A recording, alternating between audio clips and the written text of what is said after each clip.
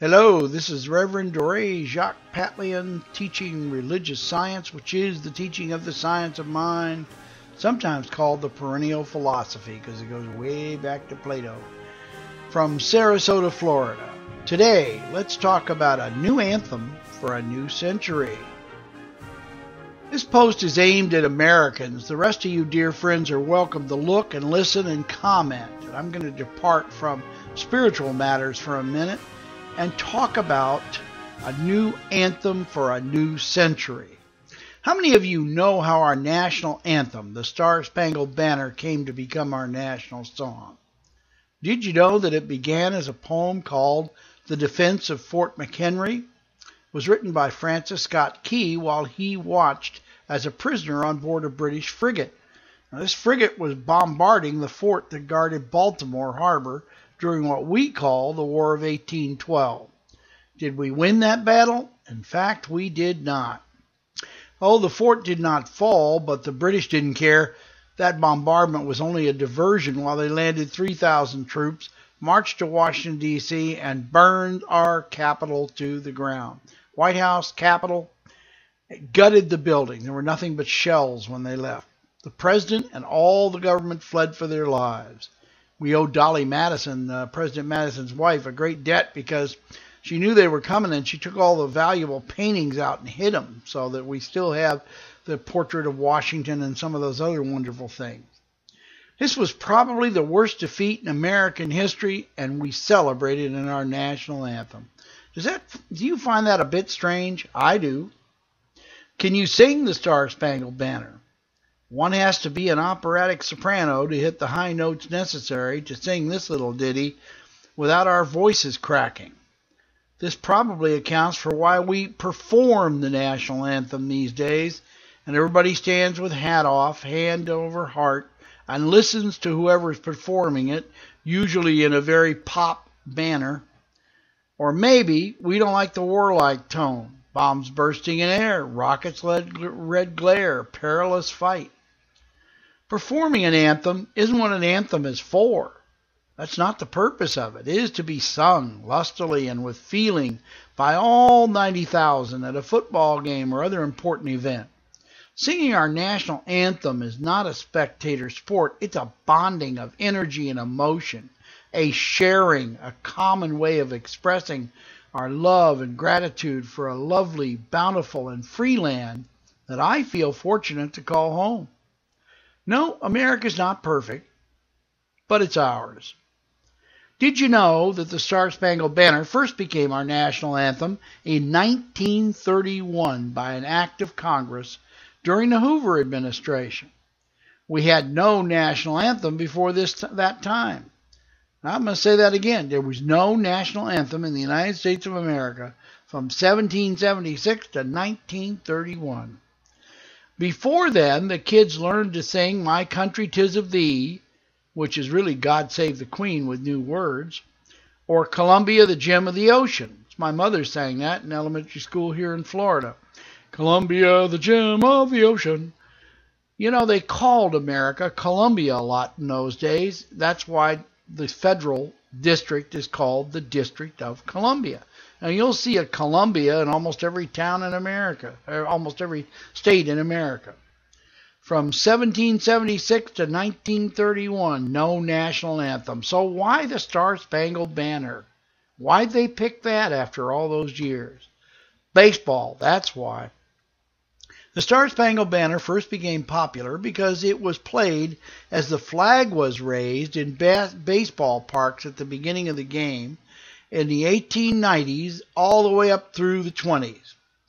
Since we had no anthem, many people felt we needed one. Why not the song we sing at the ballpark, they ask. Congress said yes, and the rest is history. Today we sing God Bless America at the ballpark during the 5th inning when they're grooming the infield, or right after Take Me Out to the Ball game in the 7th. Why not God Bless America as a new anthem for a new century? Anthems are not set in stone. They can be changed as the times change, and it's not hard to do. Why not God Bless America? God bless America, land that I love. Stand beside her and guide her through the night with the light from above.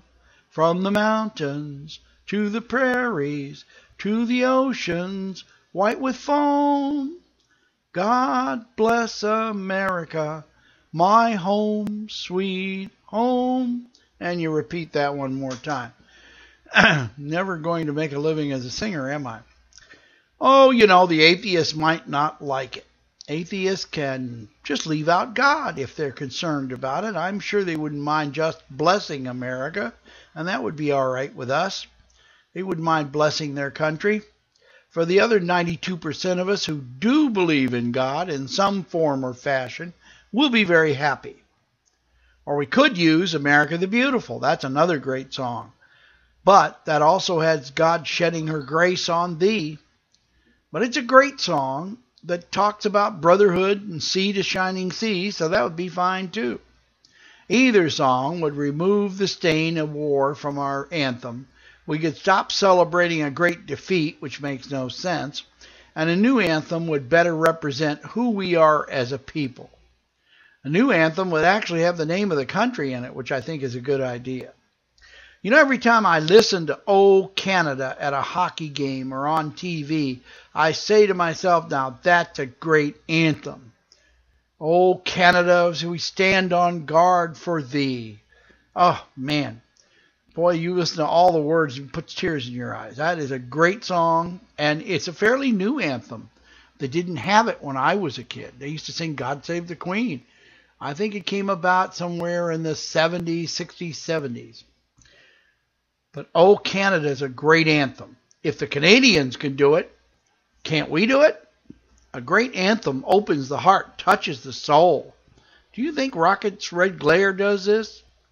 Let's celebrate our wonderful nation, its goodness, its freedom, its open arms to all seeking a better life, its hope and its undaunted spirit.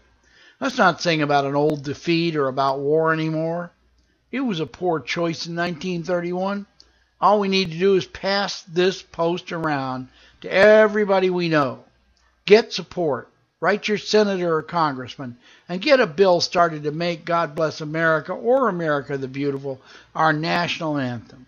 If the bill passes, and why wouldn't it? That's one thing that both parties could surely agree on. That's all it would take once the president signs it. We'd have a shiny new national anthem just like that, and we could remember the Star-Spangled Banner with gratitude for all the time it served us. Why do we need to do this? What's the point? Why is it important? Our national anthem is our face to the world. That's why. It's played everywhere America's officials travel. Every place the president visits, they play the national anthem for him. At every embassy, it's played. At the Olympics, it's played. No wonder other nations think we are warlike with rockets' red glare and bombs bursting in air. Words are important. They're thoughts in material form. They're creative. Our song conveys what we think of ourselves. Is that what we think of ourselves? Let's put on a better face to the world than a poem set to an old English drinking song. You can help. Pass this post all over the land, and let's get a new anthem for a new century. This is Reverend Doré Jacques Patlian from the Awakened Heart Center for Spiritual Living in Sarasota, Florida, saying so long for now.